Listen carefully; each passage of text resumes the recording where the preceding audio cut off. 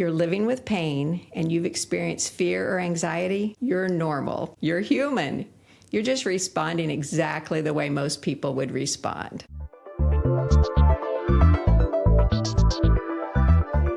For years, I was extremely afraid of my pain. Of course I was afraid. I hurt all the time. I didn't know why. I didn't know if it would get worse. I didn't know if I would ever get better. And so fear felt completely reasonable. It kept me from overdoing, which I was very good at. But eventually I learned something that changed how I understood my pain. Fear wasn't always just reacting to the pain. Sometimes my extreme fear was helping to keep the pain alarm turned on. And so before I go on, let me say fear is normal and it's natural considering what you're going through. It's not your fault.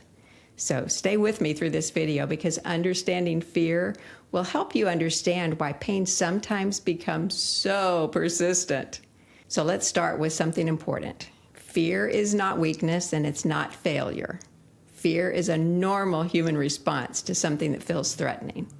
And chronic pain feels dangerous, right? When pain enters your life, you start asking questions like, what's wrong with me? Is this serious? Am I damaging myself? Will I ever get better?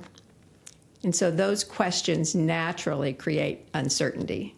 And uncertainty tends to create fear. So if you're living with pain and you've experienced fear or anxiety, you're normal. You're human. You're just responding exactly the way most people would respond. So let's connect this to some things we've talked about before on this channel. So in the past, we discussed how pain is one of the brain's protection systems. The brain's primary job is not happiness, actually. Its primary job is survival, protecting us, safety, and fear is a part of that system, right? Fear helps us avoid danger. It helps us to pay attention. It helps us to stay alive, really. So the problem comes when the brain starts detecting danger everywhere. So that's where protection can become overprotection. The system itself isn't broken, it's just being an overachiever.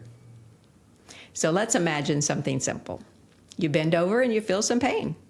Now, several things can happen. You might think, that was uncomfortable. Or you might think, oh no, I've injured myself. What will I do? Those two interpretations create very different experiences.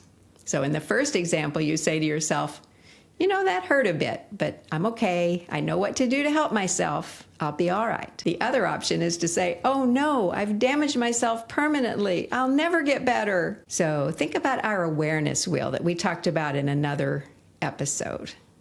The fact is that we had some pain. Now, in the second scenario, your thought is, something is wrong. This is dangerous and really, really bad. Our emotion is fear, and what we want is to escape, of course. But often our action might be to avoid movement, to fixate on our symptoms, or to search desperately everywhere for answers. The original pain is the same in both scenarios, but now fear has entered the picture. And fear often tells our nervous system, pay attention, stay alert, and watch for danger.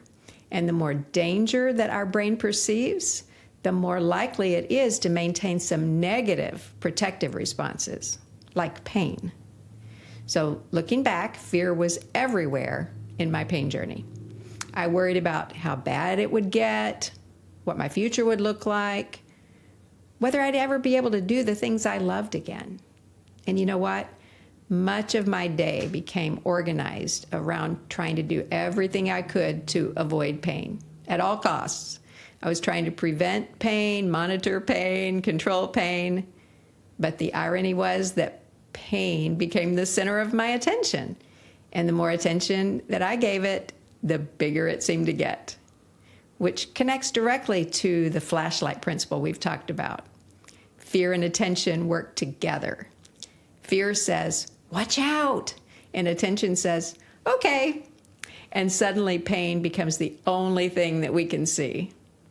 So one of the things I learned is that fear itself is not the enemy. Trying to eliminate all fear is not realistic. And really, it's not necessary. The goal is not to never feel afraid.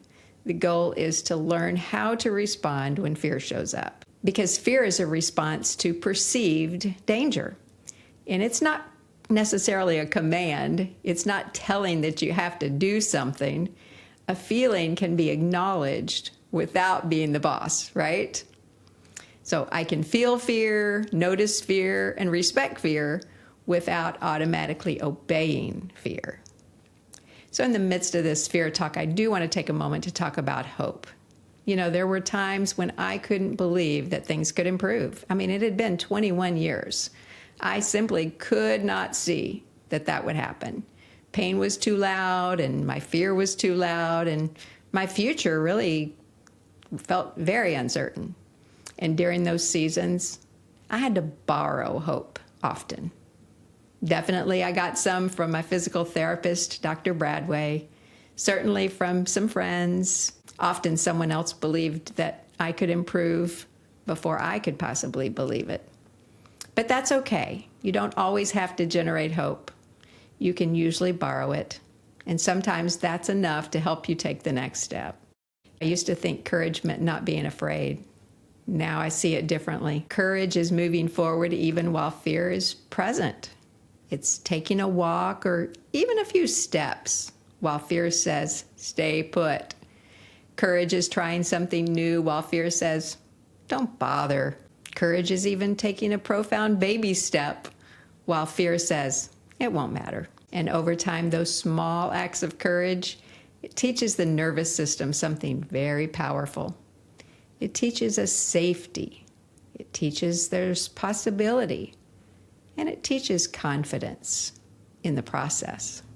If I could go back and tell my younger self one thing about fear, it would be this. Fear is just trying to protect you, but fear doesn't always know what's best for you. Sometimes fear sees danger where there is no danger. And that's okay, because with awareness and patience and support and practice, we can begin teaching the brain new lessons. Not overnight or perfectly, but gradually those changes can matter. So if you're living with chronic pain and fear has become a part of your story, please hear this. You're not weak and failing. You're not doing anything wrong. Your brain is just trying to protect you. The goal isn't to eliminate fear. The goal is to understand it. And when we understand it, we gain choices. And choices create possibilities. And possibilities create hope. And I want you to have more hope. Do you have some thoughts or questions about this video or other topics you'd like us to cover? Share them in the comments section. I'm really honored that you've gotten this far in this video. Remember, your pain is real. There is hope. And our goal is for you to have your pain in the rear view.